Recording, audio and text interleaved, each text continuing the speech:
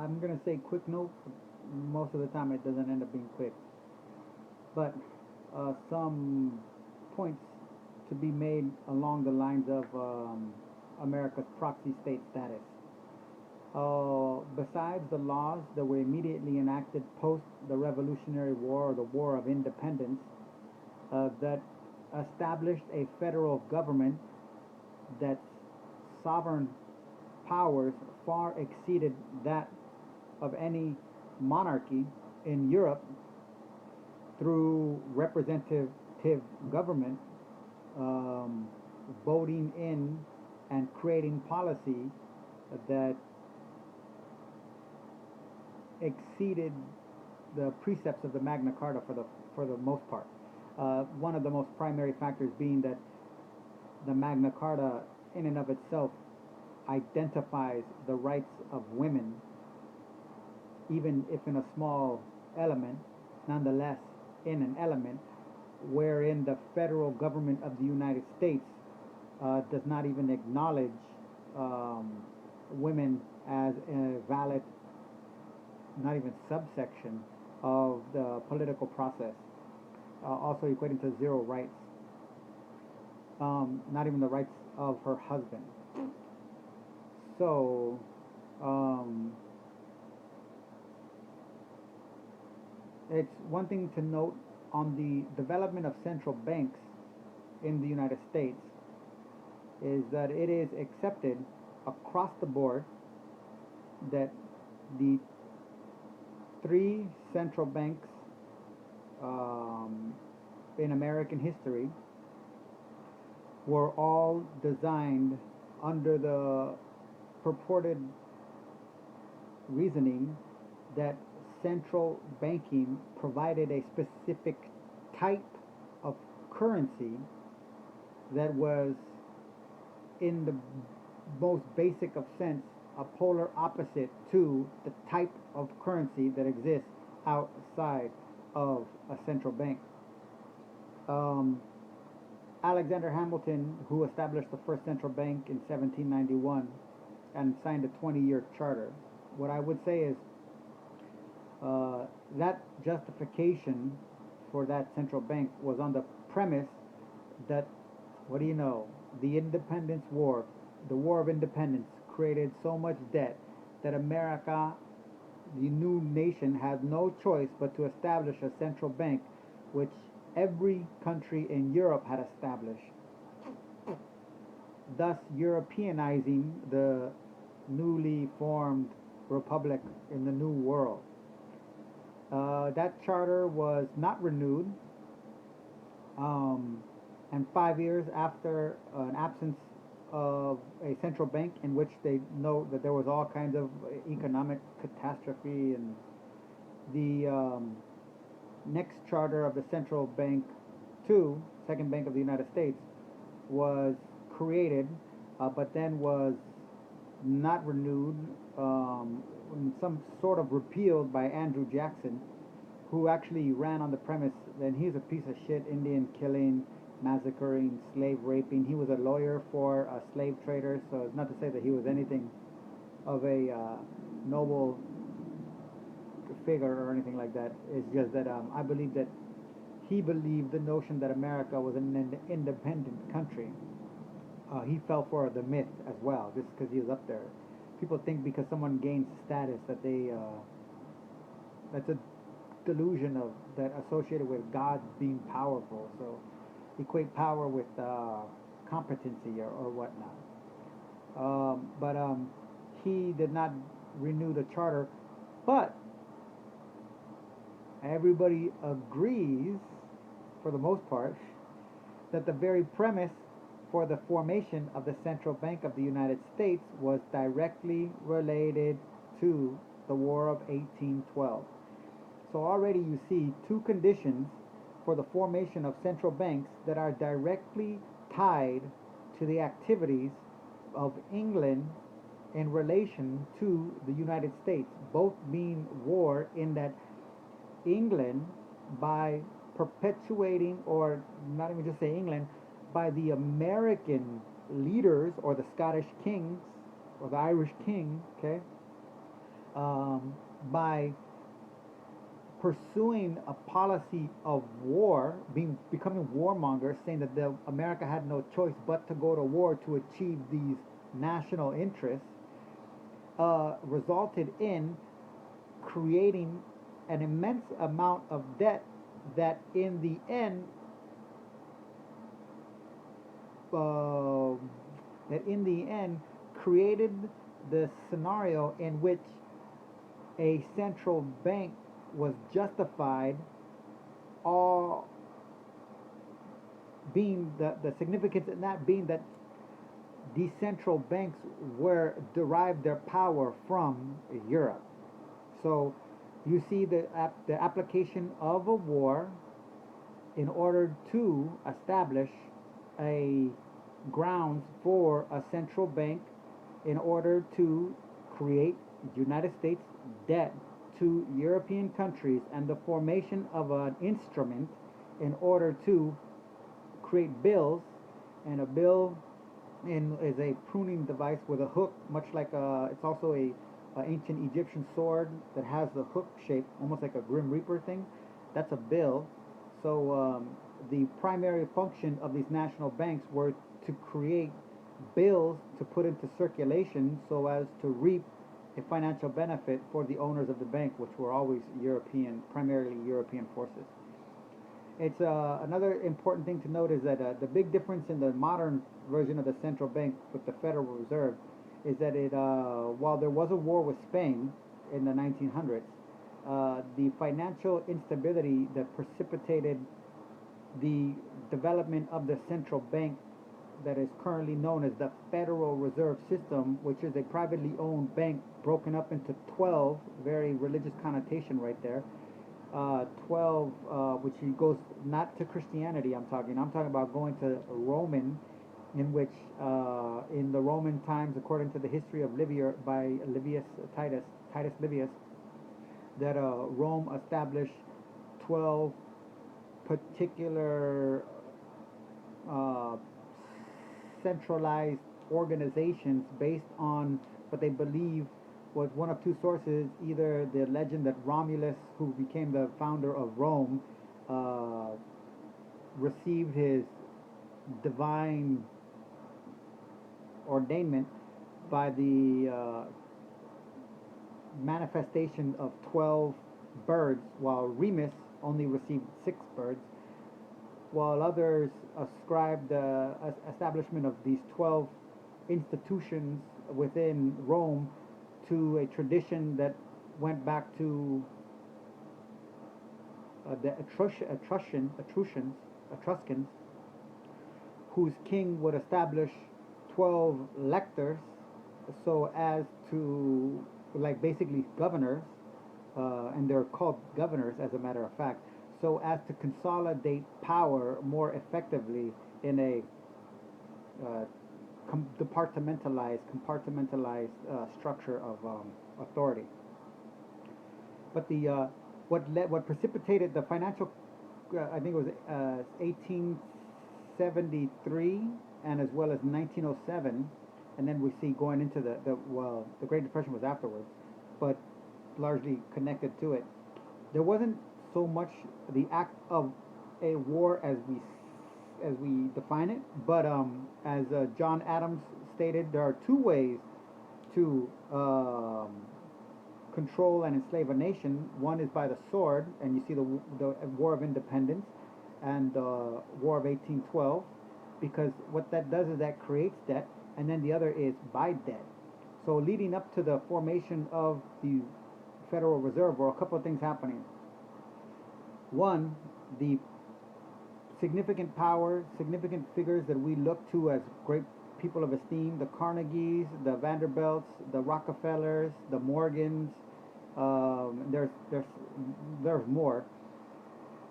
They perpetuated debt by hoarding wealth,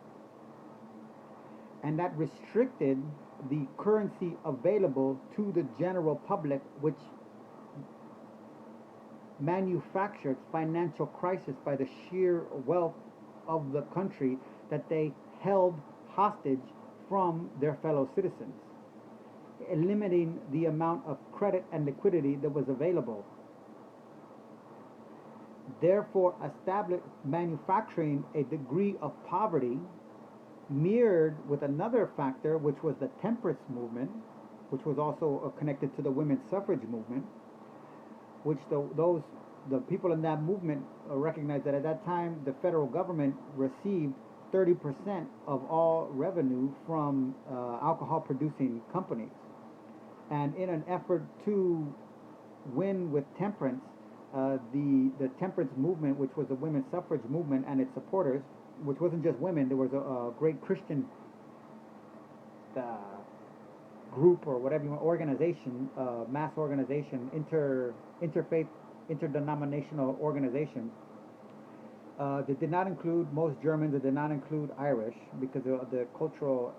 significance of alcohol manufacturing, not as much as alcohol, well, and alcohol consumption,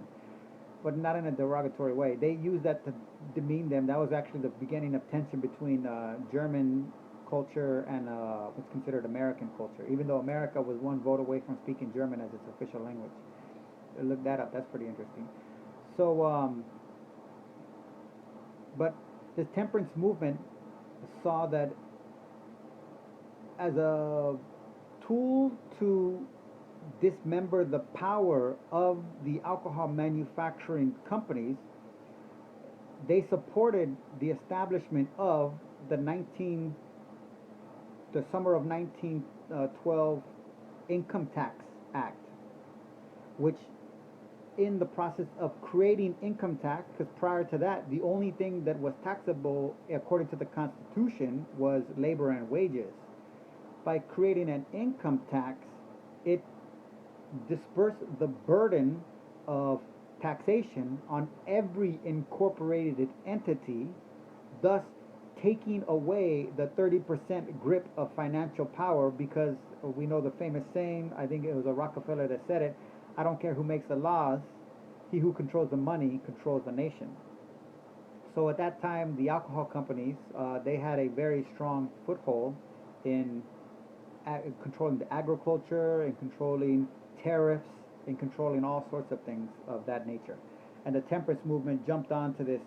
looked at the Income Tax Act as a benefit. Immediately following the Income Tax Act, which was in June, came the development of the Federal Reserve Act and the establishment of a new and the third and the current Central Bank of America. Again, on the premise that look at all these financial woes, look at all the poverty, look at all the uncertainty, making it seem like it was some kind of magical thing, and the people that were supporting it were the very people that were hoarding the money, because it created a scenario which they did not have to relinquish any of the funds in which they were hoarding, considered wealth and stature. It expanded a line of credit so as to entice the general public to further invest or make their money available to other instruments that were used as bills to hoard the money. And you see that the Federal Reserve note, which did not get into full circulation until the 1940s, when the income tax was finally implemented, because the income tax wasn't implemented until the 1940s. And the legal precedence behind that is the significance of the Federal Reserve note being the only legal currency which was differentiates from the prior central banks, in that they only represented a portion of money, but they only represent federal debt. That's why they were used. They represented federal debt, but state banks were already operating. Well, after the Federal Reserve Act, when they said this is going to end all calamities, you had the greatest economic crisis, in which thousands of banks, state and local banks, were closing on a regular basis, and they were being bought up by the same people that were purporting earlier that the Federal Reserve was going to end all of these problems, which are the Rockefellers. The Rockefellers own Bank of America, and now they own everything for Washington Mutual and Wachovia. And then you have the Morgans, Chase, and they own I forgot whichever ones they bought. Oh, Chase and anyways, they bought whatever they got out of the whole deal. Chase and Travelers or something like that. So you see the further consolidation with these families who, at that time, but in the Great Depression, while these banks were closing, they weren't disappearing and going away. The institutions were still there, the structures were still there. They just were being absorbed into these megalopolis banks. And what you saw in 2008 was a repetition of this, in which the banks like Washington Mutual, which was the bank with the biggest depositor, on the biggest working class deposits on record ever. It was the biggest bank, the bank with the most deposits from working people, disappear and become insolvent and get absorbed for free, not just for free, but on a sub free, because the price of Washington Mutual that Bank of America absorbed became a tax write-off. So Bank of America, the Rockefellers, were paid money in a negative sense in order to assume the wealth of the mass majority of a large portion of people that otherwise was deemed towards those people to be irrelevant. But it was good enough to get them a massive tax and further consolidate the banking industry. Now, what that does is, in the 1930s, as these banks were closing down, which they weren't being closed down, as these banks were being absorbed, that made it easier to circulate and to eliminate any other forms of currency and to establish the federal note in full circulation. And by the 1940s, when all of these banks were totally gone and they were controlled literally by a small group of, probably at the most, something along the lines of like 20, at the very most, 20 individual persons, not just groups of people, but they had board members, but they were run by individual people who had the final say, as is the capitalist way, their private property. They were able to establish the income fully implement the income tax law, because what the Federal Reserve note, what the temperance movement didn't see into the future, was that the Federal Reserve note being used in all transactions equates to a corporate activity, which therefore eliminated the concept of labor and wages and manufactured a legal structure in which every economic or financial activity, from tithing to payment to what's that, when you give your kid money on a weekly basis, I can't even think of what that's called right now. Allowance and stuff like that, legal matters, housing sales, every single activity became, by definition, of using a Federal Reserve note, which is private property of a corporation, a corporate activity subject to the definition of income as established by various Supreme Court rulings that were after the passing of the Federal Reserve Act. Because a lot of people back then started tripping out, saying like, well, you're going to start coming for our money. And the Supreme Court continually ruled in favor of the people that were suing or brought their cases before the Supreme Court to say, like, you can't take our labor of wages. And the Supreme Court continually said, yes, the Constitution protects labor and wages, This only applies to income, and income only applies to corporate activity, gains made from corporate activity. And so the people, before the Federal Reserve Act was Federal Reserve notes were fully circulated, their paranoia was stroked, and it allowed a die down, so that when finally the Federal Reserve notes were in full circulation, everything became corporate activity, and all of those verdicts and opinions that were passed down by the Supreme Court, in one sense, became reversed, in that they were held valid by the fact that there was no such thing as labor, and there is no such thing as labor and wages anymore. There only exists corporate activity, and you have all of these rulings from the Supreme Court to solidify that, to reestablish a precedent. And again, the significance of this is that every central bank has direct ties to the Bank of England, which is the central bank of the world. And while the Rockefellers, the Carnegies, the Morgans were allowed to divvy up amongst themselves like little weasels and rats, sorry, I don't mean to disrespect weasels and rats, but like somewhat parasitic, like parasites, viral parasites. They were to scrounge over the 5% and hoard more wealth because they're very simple-minded, and we know that psychologically speaking, they do qualify as sociopaths. And that has a lot to do not just with the way you treat people, but the way you perceive reality based on the way you perceive yourself. And the acquisition of stuff, of wealth, the illusion of wealth being an attribute of character is such a prominent driving force that they have no, they're absent the most fundamental human quality that exists, that is the supposed to be the pinnacle and the establishment of all higher religious or righteousness or holiness, and that's compassion. Therefore, they don't find any activity that they're doing as a act of treachery or treason or being a traitor, because the fundamental thought that they do is they look at everybody and they see everybody else as them and say, if I don't do it to them, they're going to do it to me, so I got to do it first. And that is the fundamental psychology behind sociopathy. That's the justification for inflicting pain and target intentionally and systematically and intellectually and logically constructing methods to inflict specifically pain based on the observation of what creates that pain. And in an economic system in which financial stability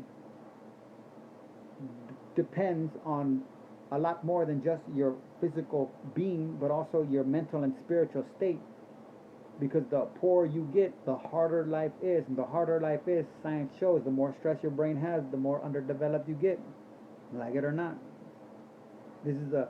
seen in the way that slavery and Jim Crow were established. It was a very strong and hardcore, brutal effort to prevent economic stability in the black community and to prevent any type of formal education, seen in, like, even in Booker T. Washington,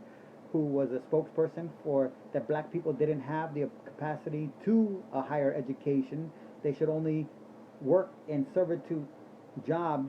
while free in order to prove that they're still willing to incorporate themselves in America as white people need them, not as any type of legitimate thinking individual with value,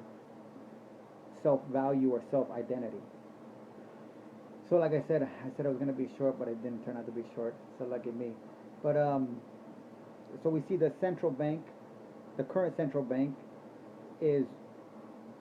continues to be a utensil that allows,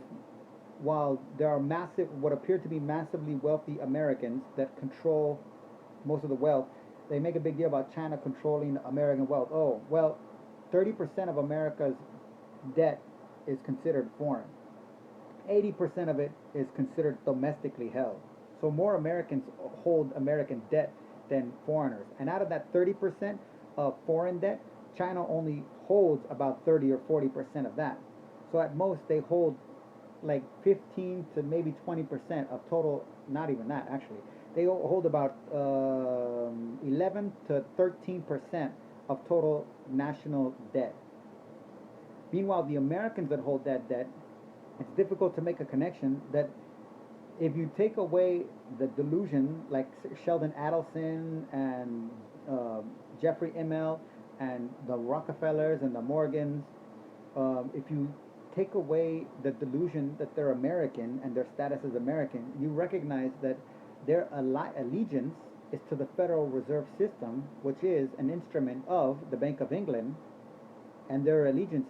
there's nothing. America to them is